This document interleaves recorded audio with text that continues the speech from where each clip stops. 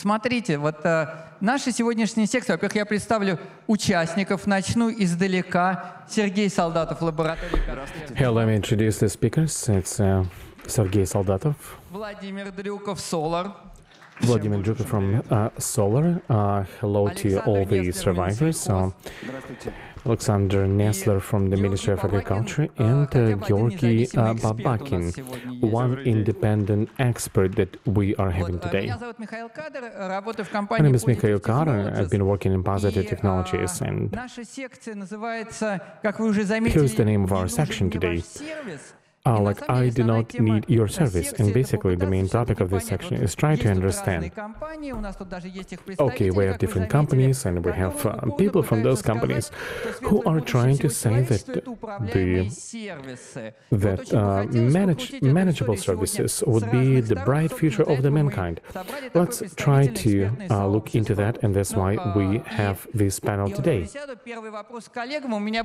And the first question, please, could you please all answer this question to me. A couple of years ago, I've seen some kind of international intel, which was saying that your in-house security operation centers are faster to react to incidents than external ones, like the cloud-based SOCs, which are providing services to their consumers. You guys have a lot of hands-on experience, and I would like to hear from you. Do you think this is right, or do you think this is wrong? Let's begin. Who would like to take the mic first? Yeah, Sergey, do you want to be the first one? Sure, why not? Yeah, it's a strange question taken out from the context. What kind of incidents you're speaking about? There are some incidents. You know, the outsourced system would not be able to respond at all. Some incidents in-house security center won't be able to find. So it's a case by case. And throughout this whole conversation, I will be saying that the world is not black and white, it's gray. Sometimes you have to do it on your own, and sometimes it's better to buy outsourced product. And our, human life have proven that some things we do on our own, and some other things we just simply outsource, let's say, to a doctor, to a plumber, you name it. So again, you have to look into this like a devil, which is in details. And again, how did you collect these stats? Because people are saying that it's a company that there's one service and they outsource it and at the same time do it in-house, which is kind of weird a little bit. And they should be consistent, and I do not think that they are trying to sort of like do mutually exclusive things. I don't know what to say. Let's think that there were outsourcing company like more efficient, they'll be better because they have like a better experience. Usually outsources, they have bigger volumes and they're simply like more trained. And in some very, very specific cases, I guess in-source will be better because outsource will not feel like fish in the water. Vlad, I guess I will expand on what Sergey said. The base idea was the same. If you know you can do it on your own, do it. If not, don't even try. I want to tell you some of the stories, Sometimes stats are very strange, like we came to a client, like we did like assessment, and we had the SOC which has been identifying incidents. We find very old malware activity dated by 8 years ago with our client. And if you add stats, I think like these two clients will be able to change all Russia. I haven't seen the incident for 8 years old. This is school, maybe not. And internal security centers, what's the difference between the external SOC and internal SOC? It's always like a manipulation a little bit, because it's always easier for the in-house security operations center. So we had a conversation like, shall we exchange internal SOC for the external one? We came, they built it on the basis of one of the subsidiary, and 5 engineers, very cool guys. We worked back then with international CA PMs, and again 5 guys were sitting there, and the company year in and year out it was buying new assets, the same guys. What is your throughput capacity to analyze incidents? They say it's very simple, 150 incidents a day. I say, what? But you bought this company a month ago. How about the number of incidents? They say, yeah, it's more. And they say it's very simple. We just raise this kind of slide bars, and instead of again it's 150, and we deal with 150 a day. I said, that's cool.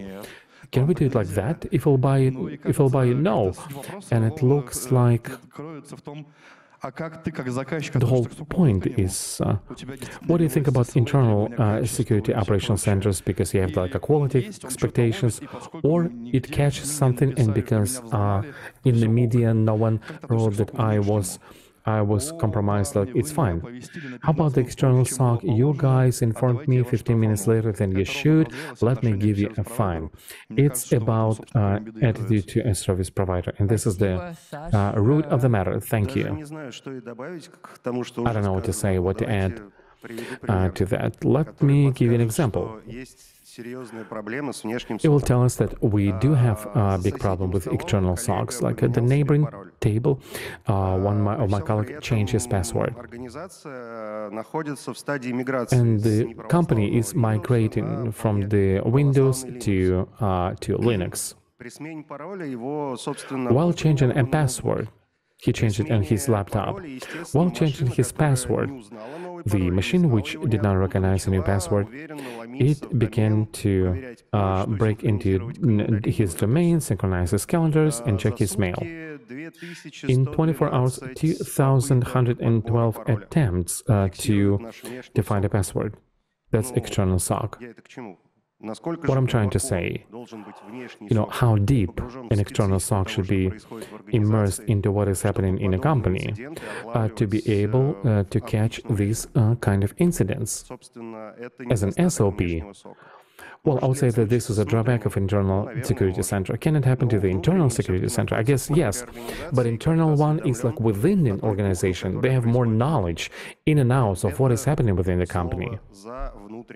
Right? It's about internal center, but at the same time, to be able to compare internal center compared to the external center, that would be difficult. You have to connect two of those and to compare them.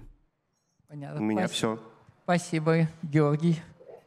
Ты так на меня смотришь, но может быть ты что-то добавишь? Yeah, can I say something? Yeah.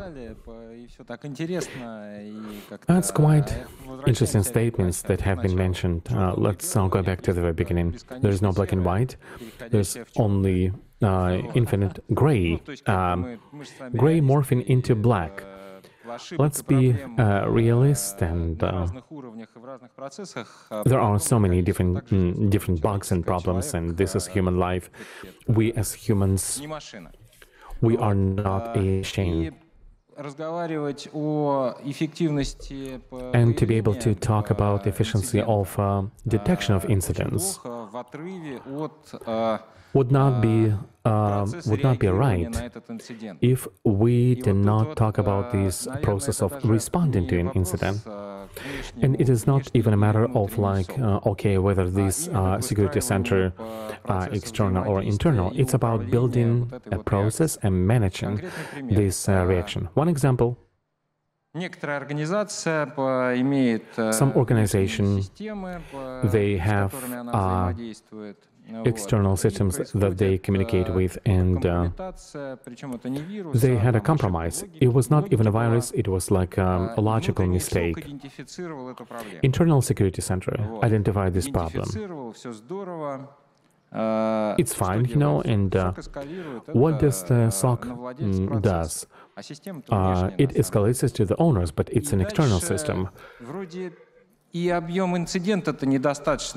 it looks like the volume of incident is not enough to shut the system down. And you cannot respond properly because it's an external system. And this problem until it went through like a certain threshold values of financial loss. Situation was not being solved. internal security center, they were jumping up and escalating it to all the, as much as they could. But the end of the story was like to shut the system down or disconnect from this internal system and to wait until there'll be like reaction on the other side. So this kind of like a one-off measurements, internal and external, I think it is not applicable. You do not have black and white. Like our colleagues are saying that if or should external security center be like part of the internal processes company? Like it's a question about those stats, about international stats. Like what was the methodology, what you guys were measuring? Ну, по статистику известно, что же мы знаем, что есть как это. Well, we know that we have, lies, outright lies, and statistics, But you've mentioned one interesting topic. It's about, things that that Sasha has mentioned. It's about moving on or migrating to a new equipment, new hardware. Because now we're switching Windows to different types of Linuxes and to change one infrastructure equipment to the other, and replacing one, information security tools to the other ones, with the other ones, even some which have not been released yet. And the question is that this trend of migrating to different operation systems and equipment, domestic ones, in terms of ensuring information security, where are we going with this? Are we going to the light side or to the dark side? To the new side. I mean, to the into the unknown. Simply because, like previously, we used to know known, clear infrastructure. Let's say, let's go into detail. We've had Vari, and then there was a Vim on the side, and the Windows would be deployed. Then Oracle would be also deployed, and basically we knew how things worked. It was like a more or less okay. And for 10 or 20 years, we're accumulating information, what kind of incidents may happen, at least on the level of these products, not even to mention about the applied stuff. And here we have import substitution. For some it was back 2015, for others it will be in the next year. We're switching off everything in 2025. And we have the whole layer of problems. For 20 years we knew what was happening, and now one machine is off, and the neighbor host based on Linux switched on, and this next host is creating a workload on the SOC, CM, and you name it. And it does it absolutely unpredictable. One example I gave you. It turned out that it was not about the Linux, it was about a plugin for a mailing client. Because it was doing everything right in mail, but calendars and contacts, it wanted to synchronize every 40 seconds, and it led to this kind of outcome. The information that it behaved like that, you cannot find it, neither in Russian community or in non-Russian community. Google says nothing about that, and no other resources speak about that. Again, we're moving into the unknown. We just have to get the new information, and then to find the new behavioral patterns, or to understand, okay, now world is suddenly different. Да, Георгий, ты хотел добавить? Я бы хотел перефразировать это. I would like to rephrase it as an independent expert. That you and I have a lot of interesting and captivating work,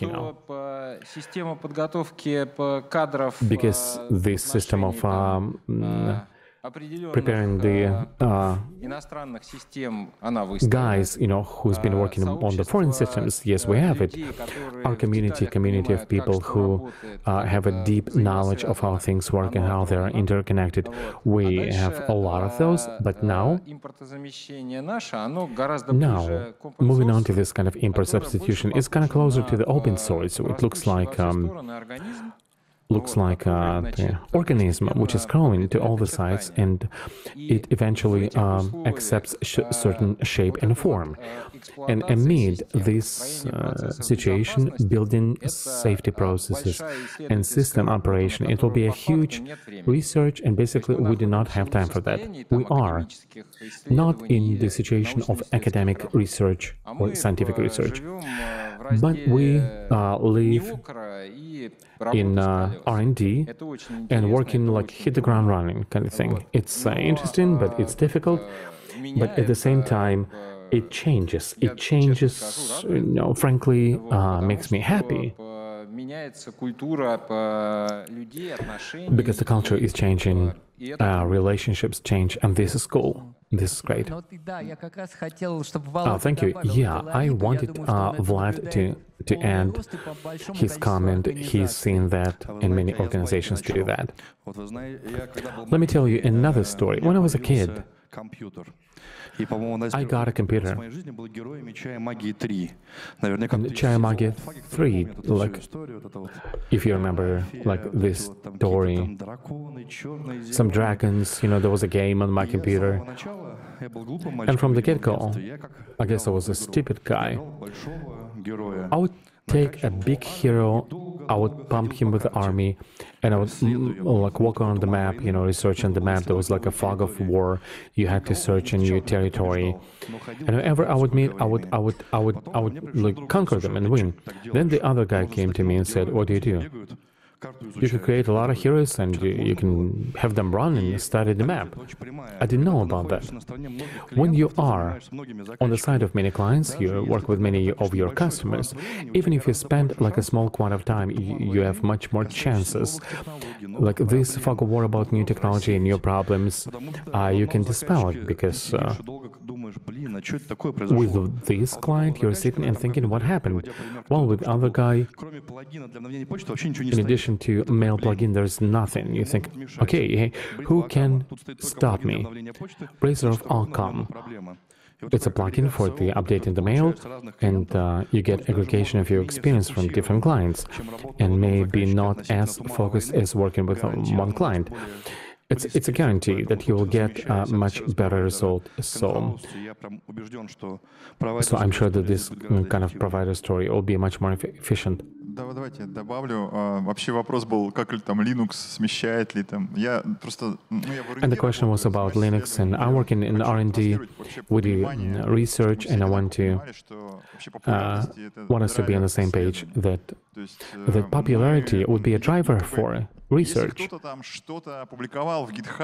If you've published something in a GitHub and this is not popular, it does not mean that the company will be spending the research potential on creating some kind of logic for this, whatever has been published. And now, if we will take any OS operation system popularity, if the OS is popular, it's been well studied, it has good rules of detection, and, I guess it's more safe than this other operation system which nobody cares about and which no one studied, and maybe there is no like logic or any rules of using it. And that's why it's obvious, if we move into the unknown, we gotta move our research into this unknown. We gotta move this like practice of reacting, because there are different approaches. Windows and Linux, you have different response. The situation architecturally they're the same, until we write a lot of our applications. So of course it does impact. I've also had another question related to that. This kind of expertise accumulation which is happening. Would you say that this is like more proactive or reactive? And another question I would like to ask is, especially speaking about external security operation centers, usually the expertise is developed within, or do they have any expertise exchange between the in-house and external SOCs? Like, where do you get this expertise? мы берем ее вообще отовсюду. То есть Так. We take it from everywhere. закончу вот это то, что Let me finish up this idea. What I begin to say that, hey, if пока еще не популярна, some kind of technique of attack is not popular, but it requires some kind of investments, it will not be. You know, могу это говорить. I can say it. Когда техника популярна, только тогда When the attack technique is popular, only then it's being considered and being like elaborated on. You get expertise from everywhere, but the best expertise is from the incident practice experience. You know, are we behind? Yes, we are behind, unfortunately. We take the stats, we take the stats of incidents, we break it down, we're trying to see, like, you know, what's going on. There's also red teaming. Like, they're trying to do some kind of their own research and to apply it in their work, trying to be... Yeah, it's good that we have it. It's good that we have this kind of divisions. We are do the kind of cross-pollination because we do the kind of wargaming, because they want to see how we can detect them. They are like more specialized and we're missing this kind of purple team. We meet with them, we try to do the cross-pollination. It's a second topic. It's a practice, it's intrusions, hacking, and the smaller share would be like a publication of some players on the market which would share their practice. Maybe we did not see these incidents, but these guys have seen it. Let's try to do what they did. And this would be the sources. Can I ask you a short question, please? Where do you take these statistics of the incidents? The reason I'm asking is, if it's in-house SOC security center, like Vlad said, like you're moving the sliders the way they want, and these incident stats they provide, this SOC will never share, you know, until you make them do this by law or by something else. And it's because you've mentioned that we are publishing our stats every year. We say what kind of incidents we've seen, what kind of techniques, attack techniques are popular. In the last report, we've even put it down what kind of sources of events and what kind of fields you have to specify. And one thought is that had all the security centers would analyze only 2 sources of telemetry, this would be the most available events. Like no PT would be able to be successful. In the last year, I haven't seen the purpose attacks where there would be persistent attacks which would not be reflected in these 2 sources. I mean, it's quite a trivial. You take 2 sources, you look into them, and probably you'll not miss an attack. I'm afraid to start this kind of hollow war. You know, add a fuel to a fire. For Sergei Soldatov, who used to work in the Kaspersky lab, antivirus event is not the same as for us, because you know what the lab is sitting, it's interesting, and for just a regular guy, it's not, it's like so much above them. And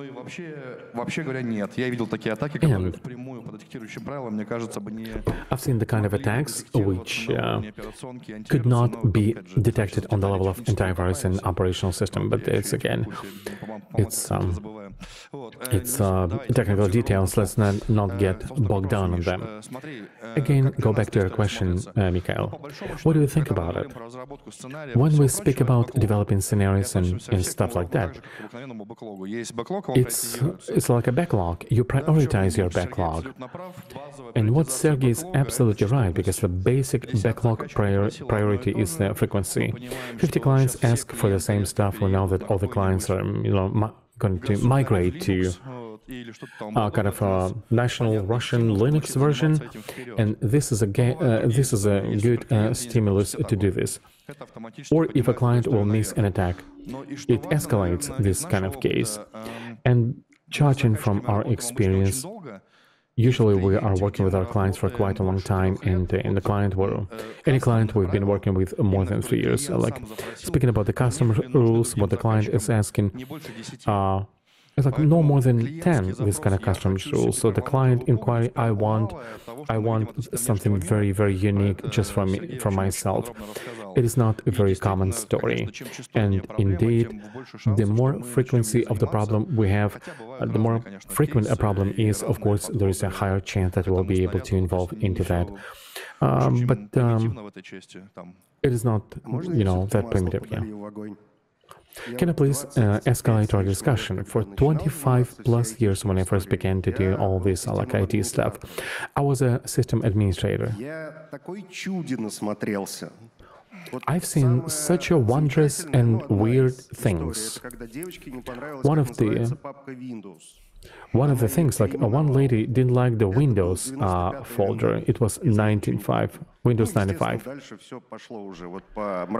And then there was like a very dark and bad scenario. And now, when we are migrating from the Windows, which has been around for 25 years, and nobody has been renaming the folders we're migrating to Linux. And something new is coming up. It's like I rolled back 25 years ago. For the first time in my life, I saw a guy who put like a new kind of font in all the Times New Roman everywhere, in his whole interface, in his terminal, in his names, like everywhere. And when you come up, and your eyes like bleeding because it's not convenient. We've had a guy. We called him a virus. It was his nick. He would behave not because we were like against him, but all of this would be a classic violation. It's somebody or some kind of process which we do not know. I mean, we do not know, we do not understand, we do not know what you can do, what you can bring into the Windows ecosystem.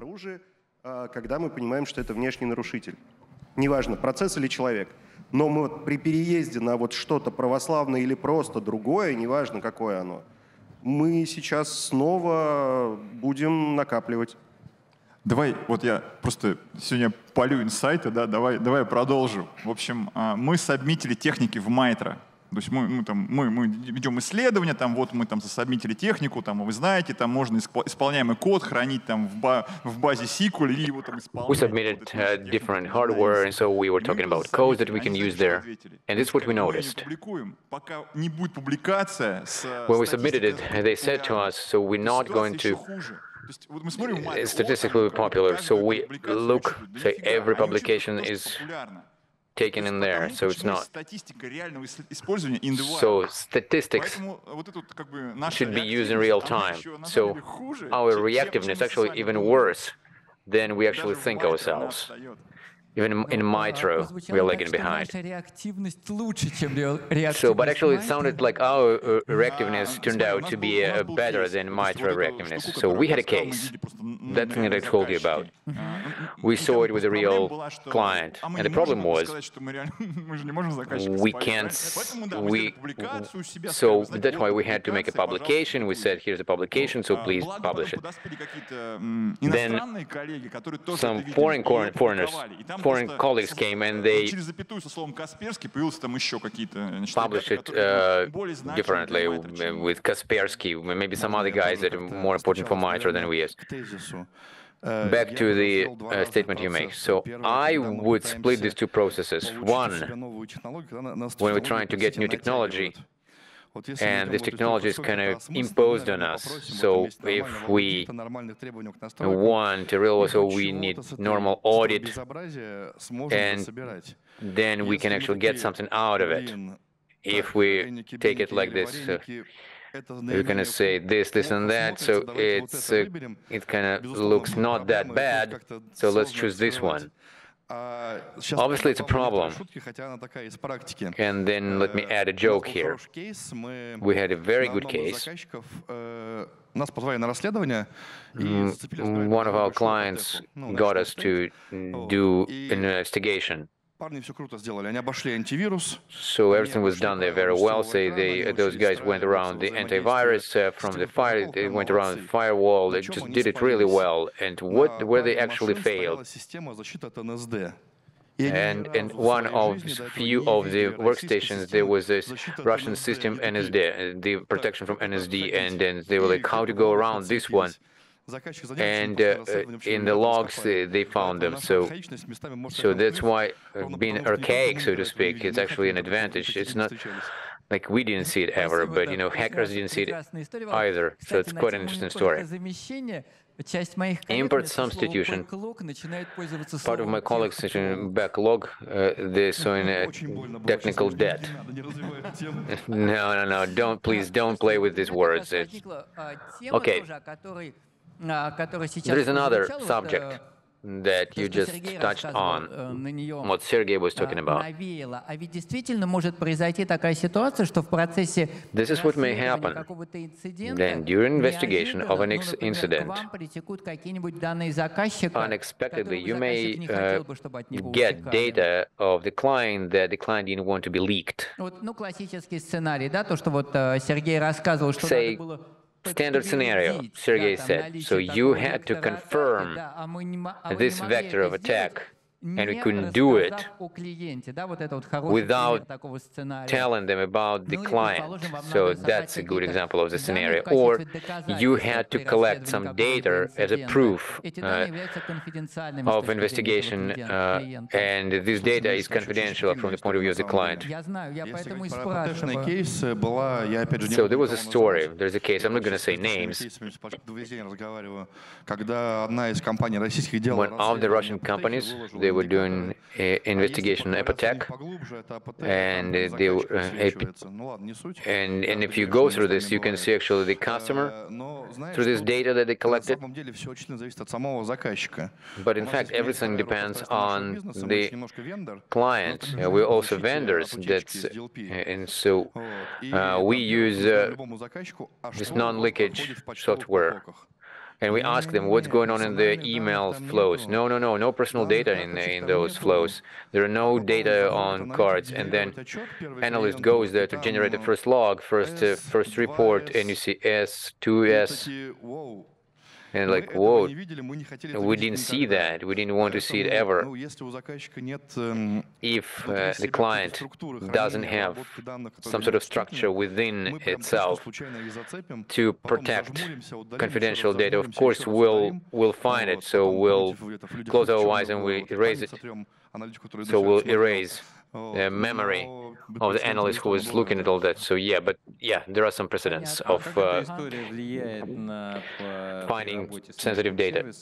But how this impacts the working with external service? And is it somewhere in the contract that you put that line?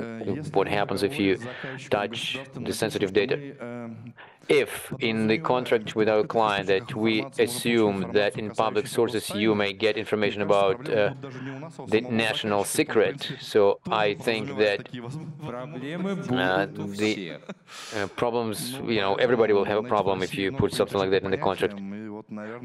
In Russia, many things are going according to unspoken rules. So this is the advantage of external SOC, when the client can manage the service through SL, and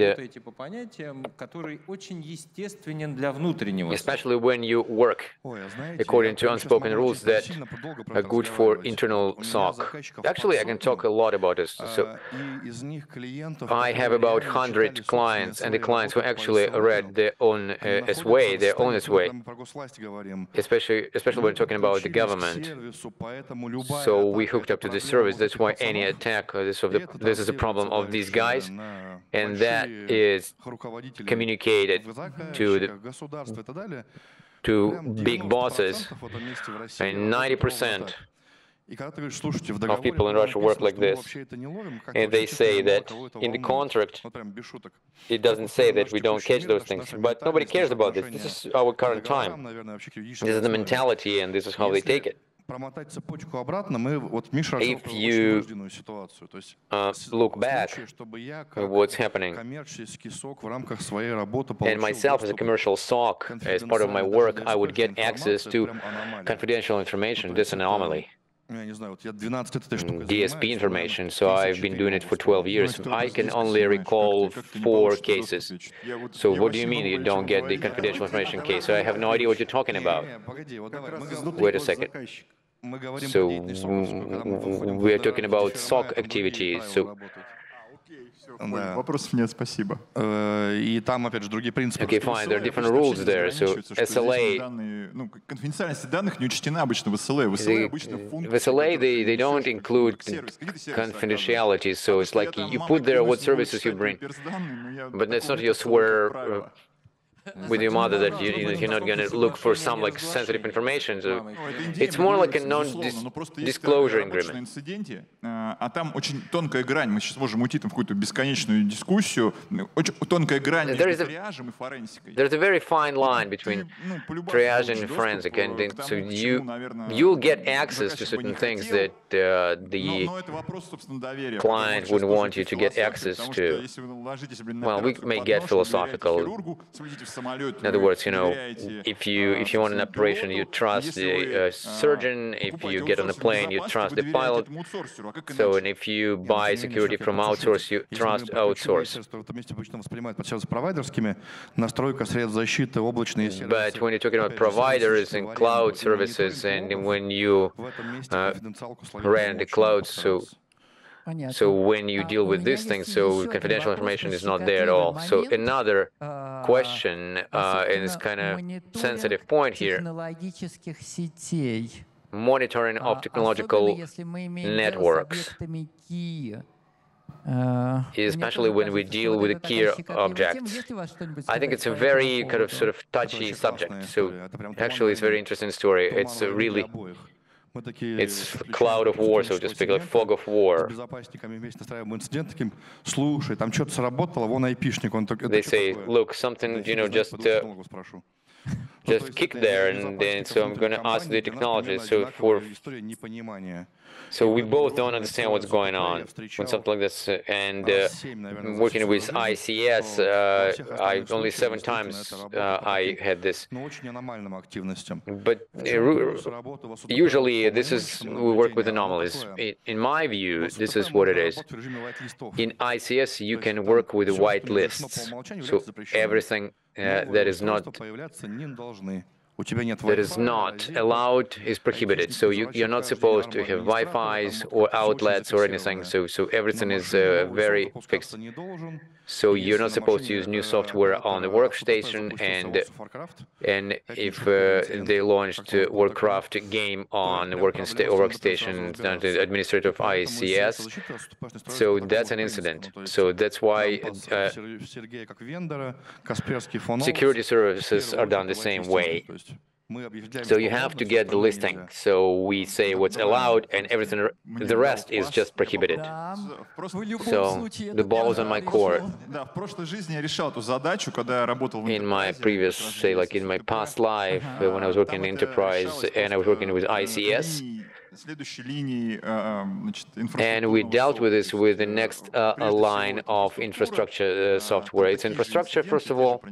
They have the same incidents, the same penetrations, but there is a ICS line, the fourth and the N line, so you understand business logic. And then the system thinks, from the point of view of business impact, what it needs to do with a particular alarm from the operation line. But this is what I wanted to say.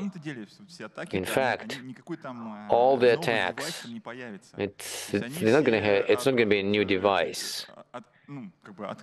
Human interaction. Those attacks come from human interaction, from the same devices. To differentiate, to distinguish illegal activity, it's very hard. It's really painful, to speak.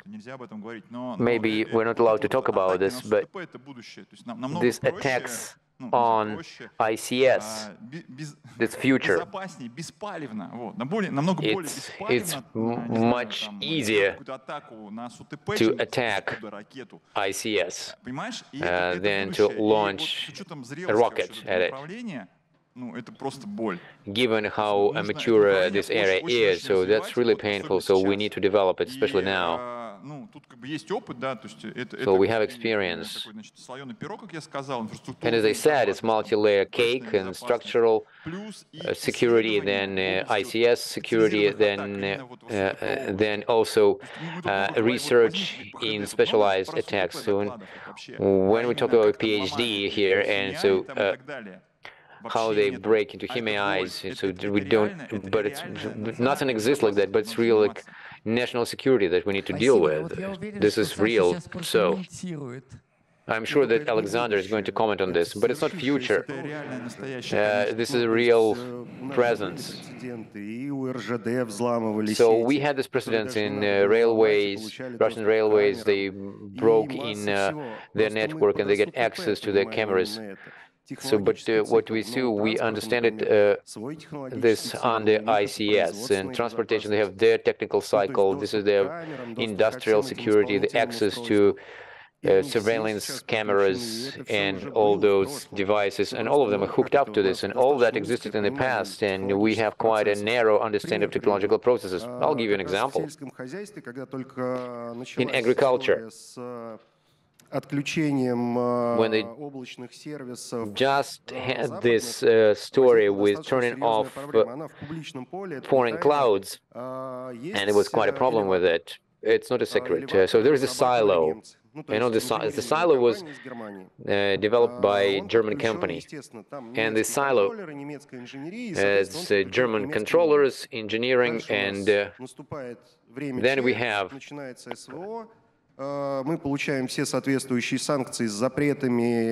so we get all the sanctions. Then February happens, special military operation. So we get all the prohibitions. And what happens in this grain storage, in this grain silo, we have no idea. And so the control of this silo is. We don't know how it works. So, but the effective cycles of fine analytics of the processor there, it's there abroad. So we can use the equipment, we can control the equipment, but we have to do it manually. So we are in the risk zone, because everybody thinks that silo is just a barrel where they store grains, but if you actually store it improperly, it can be explosive. So, and I think that in any industry, there is something like that. If we're talking about reservoirs and the water, they might flood something, and if we have reservoirs in the north, something leaks, like some oil products and stuff. So all this is automated, and we have had this for many, many years. So we can say that this is not the future. This is what happened already. Let me say this. The key problem of talking in ICS security, because we're talking about in terms of technological process, not in terms of consequences, because the key story is about these consequences when you have the hacked cameras and like somebody is watching you on the street. Whatever, of course, is great, but Ukraine have the full database with our is it better or worse? So how to take it? So then there's a story of like data change. For commercial companies, it's important. For the energy, if you're talking about the quotas and rates that they sell. So it's a painful topic, but it's not technological or. So when something automation stops, somewhere there is a guy who has a big axe and they just cut the cable and they pull the plug and everything is going to work or not. But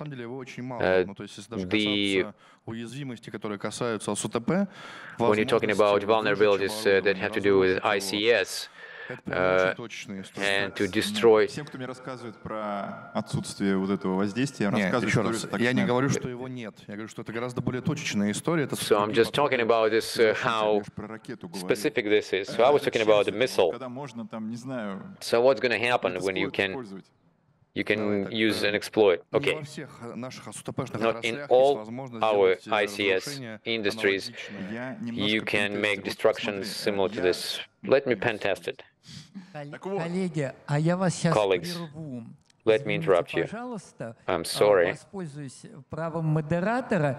I use my moderator right.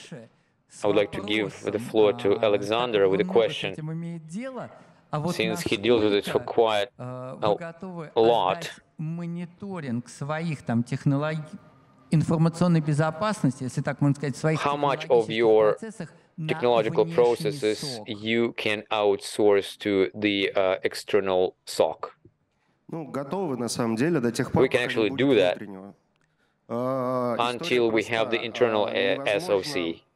The story is simple. Невозможно создать у себя внутри It's impossible инфраструктуры, неважно, насколько она большая или маленькая, to have in your infrastructure something, no matter if it's big or small, something with a snap of your fingers. You have to have a competence, you have to have understanding of the processes, not only cyber security processes, let's call them manufacturing processes. And these manufacturing processes, the process of documents goes through, if we're talking about a ministry, if there is an organization that have external interaction, if it's a factory or a plant or some other entity, they have manufacturing technological cycles, so technological process. Without understanding this process, and cybersecurity is kind of hanging in there. It's going to be just cybersecurity in the air. Until we have the link between the process and the event of security, if it's an anomaly or it's a normal one. So all this can be given outside until you have your competence. If your task is to gain this competence and to grow in some way in this regard, so that's important, no matter if it's internal or external SOC. And at some point you will have to decide, are we big enough to have our own service that will be servicing our own SOC, or we're small, and it's not our profile, and for our 150 people, let alone the super professionals, to have 5 extra people who will be doing only information security, then of course we need an outsourced company. So this iteration process of accumulating information about how my activity actually impacts my security, this process is inevitable. Thank you. Georgi, comment. As soon as we gain all the competences and we built our own SOC, then the pendulum will go to the other direction. Because external SOC has a bigger database for developing competences. This is what our colleagues are talking about. Due to many clients with different infrastructure, different processes, they grow their competence much faster. Response methods are more precise. And a question, what is more efficient? The point when we achieved maximum of competence with our own SOC. So we have that, we achieve the point. Then either you become the supplier of the service and you have another infrastructure and you become an external SOC for somebody else, or you need to keep this contact and you need to separate the lines, and so how you call it, cross-pollination. Cross-pollination. So this story is really important because internal SOC will always lose to the external SOC. It will be always on the second place, if even you monitor your databases and stuff. So that's why internal SOC, yes, of course you need it, but you should not reject the external SOC. Thank you, colleagues. I have this painful question that I'm afraid I won't manage to ask. It was a very important comment, but not too long, please. Just a couple of words. You know, you are raising quite an important subject in how we're interacting with external SOCs. I would add another problem with the SOC. It's called sustainability. I have 600 people, and for me to keep 15 people, maybe it's not a problem, so never happened like that, right? So don't boast about it. But if in the process In the process of internal SOC, you have 10 people, so how you're going to replace them, it's very hard. These are potentially my new clients, so I might not have an internal SOC. What we keep saying, internal SOC is not immersing in the client. And if you come to the international market, foreign market, so it's a norm. So you have a client, you have your own response team, and you have to figure out differently. So in Russia, it's very different. Providers are different. But technical account manager, service manager, technical account experts, these services, this is additional, and some people don't have it at all, and for some people, it's really a foundation of this. We're working with our government clients, so whatever happens, we're always guilty. So we always have a virtual CSO, and this is a person who lives with the client, and so that we could understand what's going on there. And if we have this story when the whole company switched to Linux and we don't, and we have no ideas, so I have this method of punishing my employees. So obviously, SOCs are different, and so it depends on the client's request. Thank you for your comment. So actually, you kind of touched on my painful subject, and this is how I call it. So in many cases, when we encounter information security incidents, we cannot respond to them without engaging IT service. Sadly, when I look at some of the clients, I see quite peculiar interaction between IT and infosecurity department. So if we are doing it with external SOC and we use it as a service, do you think we can mitigate this problem, or it exacerbates the problem, or it just keeps the problem as it is? So what your experience tells you? I'd say it depends on who is the client. If the company wants the SOC being a mediator, so then it can work both ways. We can give useful information for IT, and we can give information to information security, what they have in IT. So we can actually help them. If our client is information security only, and they say, so give us facts that ITs are not working well, and launch those incidents, and we're just a tool, and we'll find those facts, and we'll find this evidence for IT, for contractors, PR, HR, secretaries, whoever. That's our work, we do it. But it's not quite a mature relationship of information security of the company, how it works. So we're a tool that they need to learn how to use properly. I would like to add here few points. Many people here from enterprises, and I say this, guys, if you are security people and you have a bad relationship with IT, then you need to resolve this problem. Because you cannot build security without IT. It's impossible. Remember that CISO, this is not somebody who is running hardware. This person who is running people. And our task as CISO is to talk to people. So we need to find the common ground with IT. We're in the same boat. If security is making this point, it's setting the goal to reach security, this is IT that does that. So if not going to do that, so it's going to be another communication problem if you don't build your relationship with IT. So IT is actually the one who ensures security. Let's just remember that. Second point, and as Vladimir said, SOC is a tool, and any outsourced security is a tool. It shouldn't be some tool of politics in the company. So immediately kind of deny that, immediately reject this. So we have an agreement of the level of service. So this 1, 2, 3, that's what we do. So they get the results. So we always kind of stay away from internal communications in the company, of the corporation. We are not in there, so we just give our information to the client. This whom we're answered to. That's it, period. So, you were saying CISO.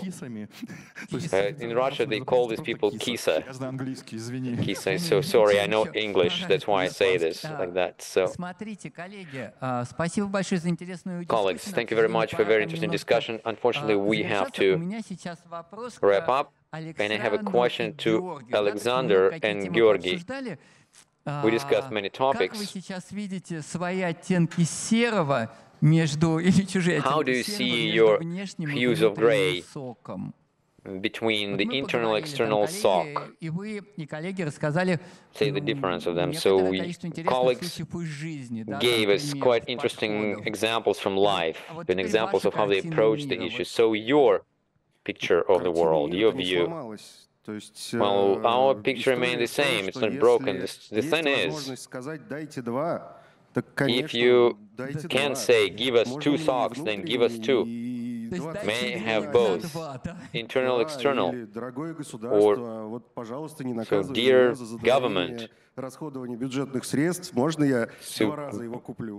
may I buy this sock Я пока не twice? слышал «да» на этот But I never вопрос. heard answer yes to this question. Поэтому в логике обеспечения должного уровня That's why in the logic of если хочется ensuring the proper перспективы level родить of свой, response. So if you want to have your own sock искать способы. А поскольку in the future, then you need to find ways to do that. And since the function of ensuring information security, государственных структурах even in big government structures, which never existed before, иногда и IT-то не было. because sometimes they didn't even have IT. Соответственно, приходится service. идти сложным That's путем just how it сначала works. So that's why you экспертизы. go Давайте this попробуем в complex этом way. году подключим You say, наше so всё, let's start with an хотя expertise. бы Let's вот just turn on 3,5 everything we have системы к внешнему and like соку. 3.5 system and Подождем let's just hook it up полгодика, to the выяснится, external что надо sock. еще We'll 12 wait систем for 6 подключить к months and then we'll внешнему see that соку. also Ну, 12 теперь-то нам other уже systems пора should be взрослеть, и hooked нужно to заводить, external наверное, свою sock. службу, And которая maybe we будет need to get more mature and we have to have our реагировать на то, own что service внешний that сок will be able to порождает, и так далее. respond to И мы всё what равно the идем external sock потихоньку к generates. собственному So and so on and so forth. То So есть он gradually будет we get to внутри. our А own вот как sock. потом It will be настроить его inside. But how взаимодействие с then внешними службами, to set up большой of вопрос. its interaction И, with может быть, external services, когда that's a он big будет question. внутренний, So when то you have your внешний сок internal уже не sock, будет then соком probably в you, чистом виде. external sock won't be sock in Может its быть, это in будет какая-то proper sense of the другая, word. ну, сервис, Maybe it's going to служба, be some услуга. other service or Спасибо, Георгий. Александр, в whatnot. твоих терминах, как бы, Alexander, in your вместо terms, 15 систем будет одна instead of 15 подключаться к systems, внешнему there will be соку. just Это one просто system that will be система hooked to внутреннего external сока. sock. That will be a Вот, то system есть of internal sock. стыкируемая история, Да. хорошо, So it's иерархическая just модель, something that you can некоторая иерархическая модель, Some sort которая of hierarchical позволит, model that как will бы, получить максимум allow to get удовольствия, maximum, пользы say, от use работы вот этих вот коллективов и систем. from the work Вот. of И these вот в teams таком and виде, systems. на самом деле, я думаю, что мы к And этому in придем, this когда у нас будет view вот in эта this вот state, I иерархическая think we'll модель, get to как this, правильно and we'll говорить, have this hierarchical корпоративный model. центр, потом ведомственный Corporate центр. center, then Потом divisional госцентр, center, да. Ну да, ну then как-то так. То есть вот эта, Russian вот эта история, она critical infrastructure мне security кажется, правильной requirements. естественной эволюцией для And I ответа think на that this is a вопрос, natural evolution to answer the question внешний или внутренний. То есть это whether it's не internal or должен быть external, what's союз better. не или, I think it а it shouldn't be скорее. or, it should be and Спасибо большое, between the two. коллеги. Thank you very К much, сожалению, colleagues. наше Sadly, время нашей беседы our time is up. закончилось. Вот там нулики нарисованы на экранчике, которые вы не There are видите. zeros on the screen Я that you don't see. предлагаю сказать большое спасибо нашим экспертам за, на мой say взгляд, очень thank you интересную беседу. to our Спасибо большое, experts. коллеги. Thank you very much.